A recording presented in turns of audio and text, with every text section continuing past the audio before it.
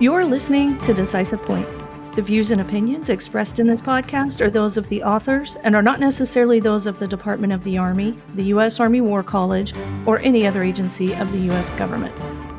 I'm chatting with Dr. Rebecca W. Jensen and Dr. Anthony L. Tingle today, authors of Ukraine, The Case for Urgency, which you can find in the spring 2024 issue of Parameters.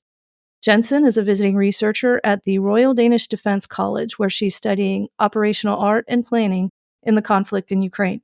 She's also an assistant professor at the Canadian Forces College.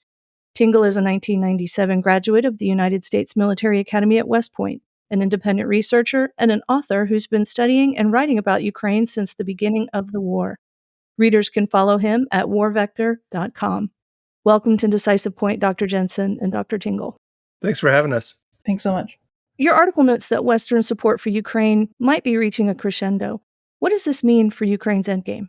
So it looks like the foreign aid bill, as of today, this is recording in February, it looks like it passed the Senate this morning again, and it is hung up again in the House.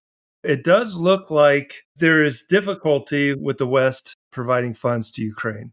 That is going to be a problem. I heard this morning someone call it an air bubble in the hose of the logistics to Ukraine. So it is going to be a problem, but I think Europe can pick up the slack to a degree. Without U.S. assistance, I don't believe Ukraine can conduct an effective offensive operation this year without Ukraine getting assistance from the U.S. specifically. With European funding, I think they can keep bleeding the Russians in the defense in places like Avdiivka and Kupiansk. But the Ukrainians are going to get one more push at a hard offensive operation, like a D-Day operation, to split the Russian forces in half in the Zaporizhia Oblast. I think that's going to require a lot of funding from both sides. I don't disagree with any of that, but I think the nature of the aid that Ukraine needs is very specific. In terms of non-lethal aid, Europe is actually ahead of the US, and this is important both for sustaining the societal resilience and ensuring that there is more to rebuild in the future. But I'd say that the challenge is not even funding broadly, but specifically what they get.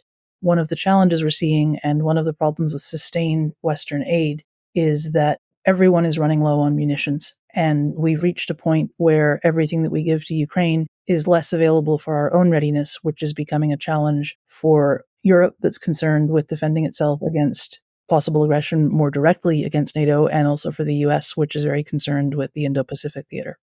What are the current challenges to a Ukrainian military victory? I think it's the challenge that both sides have had since this summer is that if you move on the battlefield, the enemy's going to see you and they're going to attack you. So it makes massing very difficult. And that's something you have to do to break through the defensive lines. It's hindsight, but it looks like the Ukrainians waited too long to attack the Russians' defensive lines, the Serovikin line, as they call it. They're going to have the same problem, I think, this year or next year or whenever they conduct their big offensive push. It's an optimization problem. The longer you wait, the better prepared you will be, but also the better prepared the enemy will be. And if both sides are talking about producing 1 million drones this year, they're going to run into the same exact problem. It's going to be very hard to move on the battlefield when your armored columns are being struck instantly as soon as you start to mass and move towards the point of penetration in the defense. I think it's going to be much of the same moving forward. The other challenge is that time and numbers are both on the side of Russia. I would argue that Bakhmut was not necessarily a mistake. At a certain point, the casualty ratios were strongly in favor of Ukraine. And while NATO countries have generally not fought attrition-style warfare since the Second World War, there are times and places where it is appropriate. But more broadly, Ukraine has a smaller population. They're also much more casualty sensitive, which is one of the ways in which they are culturally closer to the West. And they don't have the internal resources upon which to draw to prepare for a very prolonged fight, which Russia has. They can take more casualties, both in terms of their willingness and their numbers. And they have a much broader industrial base and more natural resources that they can exploit. So that's another factor that constrains Ukraine's ability to take more time to prepare. What's required of the West as this article heads to press in March 2024? I think for Ukrainian victory, two things. One, the Western governments have to be committed to long-term monetary military support to Ukraine. And that might mean passing it into law.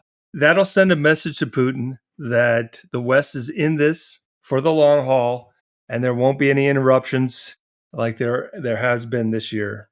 I think the second thing is we need to remove restrictions on using Western weapons to strike Russian targets inside Russia. I think pressing the strategic attack for Ukraine is one of the surest ways to get Putin to the negotiation table, even though some might find this move extremely escalatory, which I do, but I think it's necessary if Ukraine's going to win. And the time for hedging bets has passed. It's understandable that the US is concerned with another theater on the other side of the planet. But for Western countries, if they are holding some weapons and stores back to defend themselves against Russia, this is a kind of hedging bets that doesn't work anymore. As someone in one of the militaries on the Western flank put it to me, these weapons were designed to fight Russia, and the only country now fighting Russia actively is Ukraine.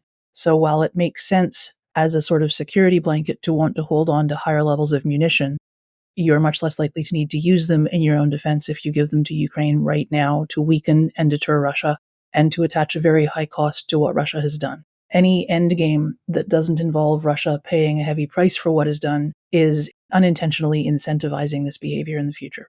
I'd love to hear any concluding thoughts you'd like to share about this topic. I was in Ukraine in September and early October of this year, and I was interviewing the acting commander for the 47th Independent Mechanized Brigade between two Bradleys in the woods. And he and everybody else that I met from that brigade were very tired. You could tell it on their faces. They were just fatigued. They had been fighting all summer. They were defeated in Molotov-Machka, its famous battle that the Russians held them off in. They had been fighting around Robatne all summer, and they were tired. And then I got back from Ukraine, and I heard that Ukrainians are sending the 47th Mech Brigade to Avdiivka to hold off the Russians there. And I thought, okay, clearly the Ukrainians have a problem. They have a problem with reconstituting forces and rotating forces out. And that's when I knew that Ukraine cannot make any mistakes at this point. The Russians are adapting at a faster rate. Rebecca just mentioned that they already have the advantage logistically at this point. They just can't make any mistakes. I think we tend to underestimate the Russians because we see videos of Russian tanks rolling in circles and getting hit by landmines for no reason. And then we hear about the Ukrainians sinking ships in the Black Sea with drones, and we think everything is okay, but that's not the case. Really, Ukraine is on the precipice of defeat, I think, and they can't afford to make any mistakes, and the West can't afford to slow down their support. So I think the whole point of the article was that there's urgency on the side of Ukraine.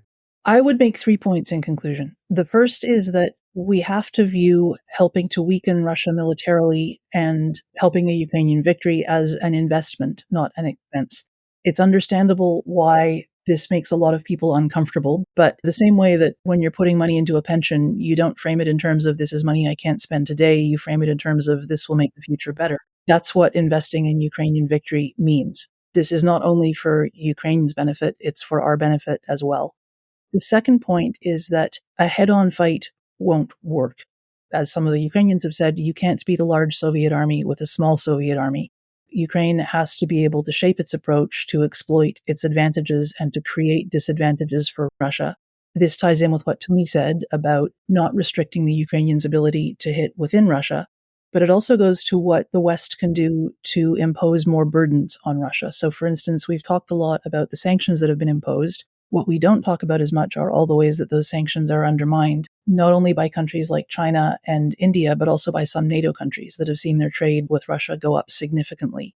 NATO is not at war with Russia, but NATO is not on the same side as Russia. And at minimum, we need to ensure that NATO countries are not inadvertently profiting while helping Russia. Dr. Jensen, Dr. Tingle, thank you so much for making time to speak with me today. Thanks for having us. Thank you so much. For more Army War College podcasts on similar topics, check out Conversations on Strategy, SSI Live, and A Better Peace. You can read the article at press.armywarcollege.edu/parameters. Look for Volume 54, Issue 1. If you enjoyed this episode of Decisive Point and would like to hear more, you can find us on any major podcast platform.